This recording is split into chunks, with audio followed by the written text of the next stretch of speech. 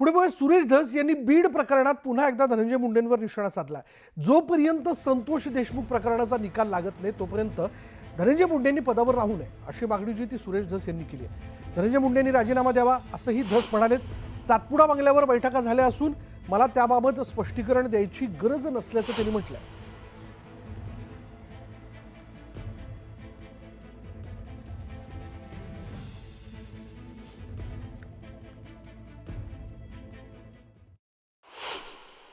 धनंजय मुंडे साहेबांचा राजीनामा त्या ठिकाणी घ्यावा किंवा त्यांना बिन खात्याचं मंत्रिपद द्यावं।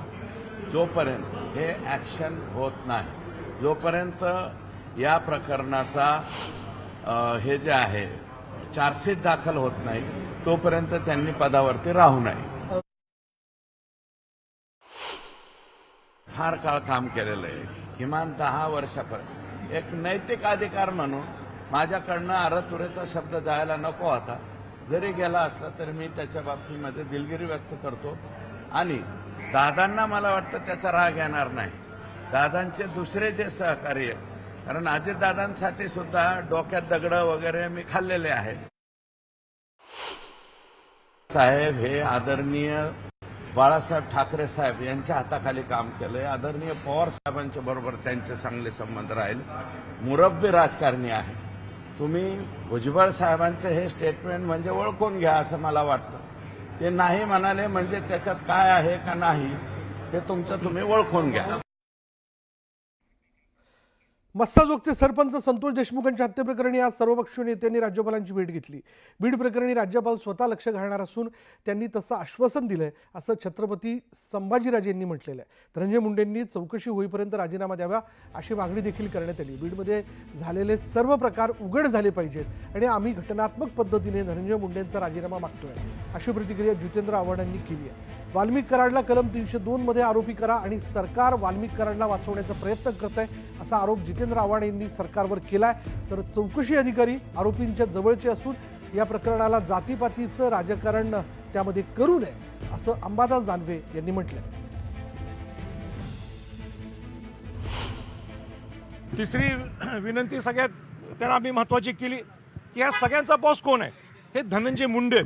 आणि धनंजय मुंडेंनी फेअर ट्रायल होण्याच्या दृष्टिकोनातून त्यांनी राजीनामा द्यायला पाहिजे।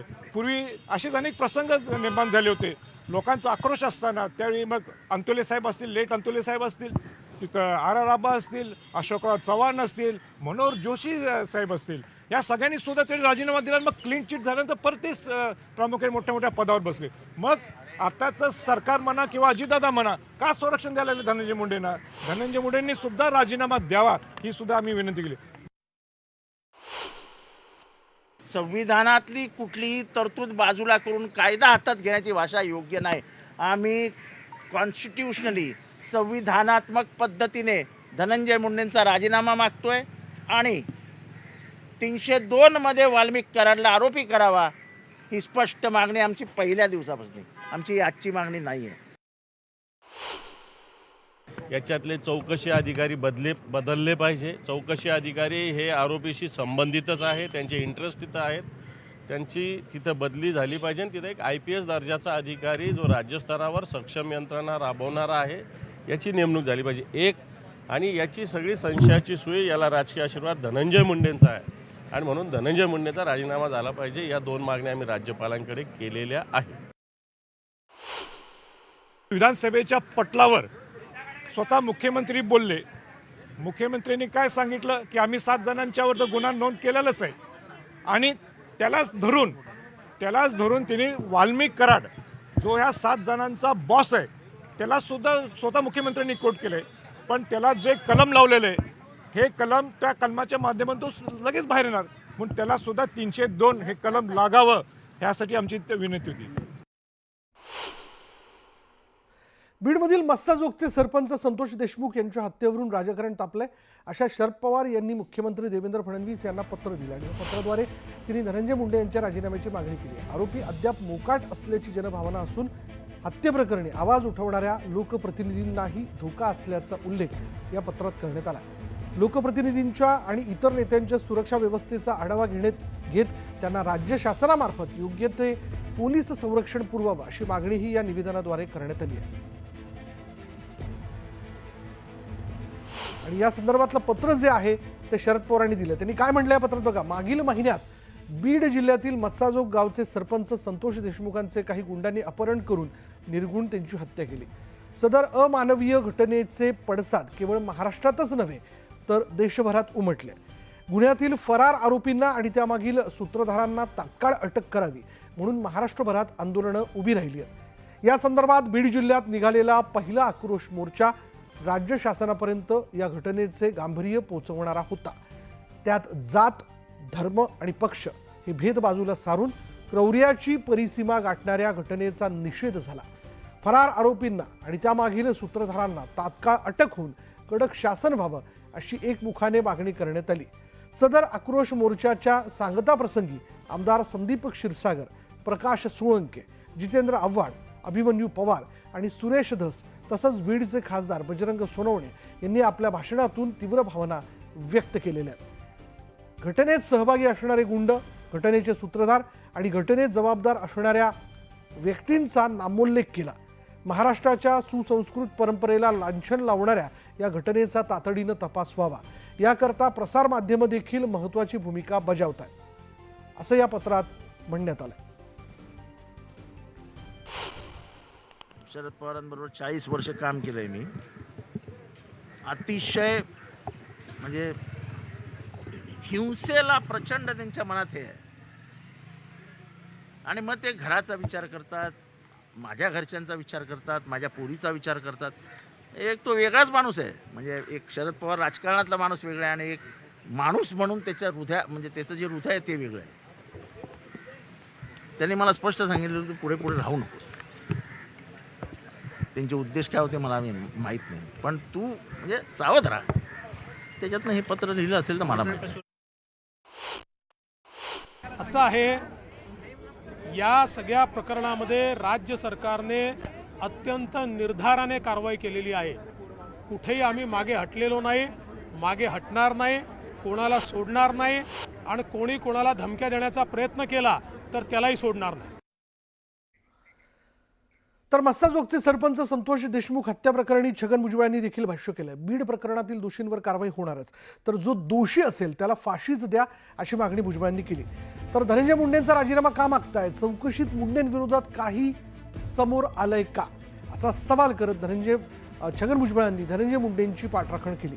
धनंजय मुंडेंवरील आरोप सिद्ध करा असं भुजबळ म्हणाले. तर कोणाचा तरी राजीनामा घेऊन मला मंत्रिपद नको, मंत्रिपद काही सहज मिळत नाही, कुणावरही अन्याय होता कामा नये अशी प्रतिक्रिया भुजबळांनी दिली आहे.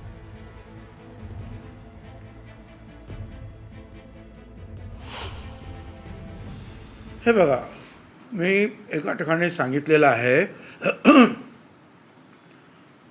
की मला मंत्री व्हायचं आहे म्हणून कुणाचा तरी बळी घ्यावा किंवा कुणाचा तरी राजीनामा घ्यावा आणि मला मंत्री करावं असं माझ्या मनात स्वप्नातही येणं शक्य नाही. हा पहिला भाग.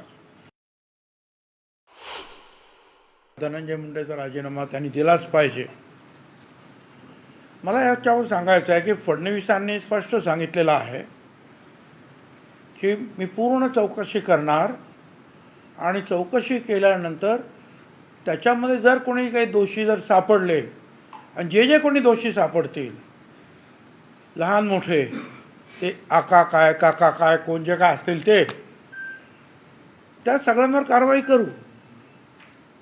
परंतु त्या अगोदरच आपण मुंडेंचा राजीनामा का मागतो आहोत? चौकशीत काही बाहेर आलं आहे का तसं?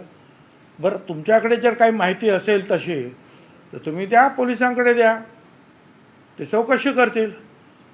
परंतु असं जर जोपर्यंत कन्फर्म्ड होत नाही की त्यांचा हात त्याच्यामध्ये कुठेही आहे, तोपर्यंत का राजीनामा त्यांनी द्यावा किंवा मागावा तरी आपण? मला हे काही बरोबर योग्य वाटत नाही. एवढी काय साफ म्हणून भुई थोपटणं हे काही बरोबर नाही.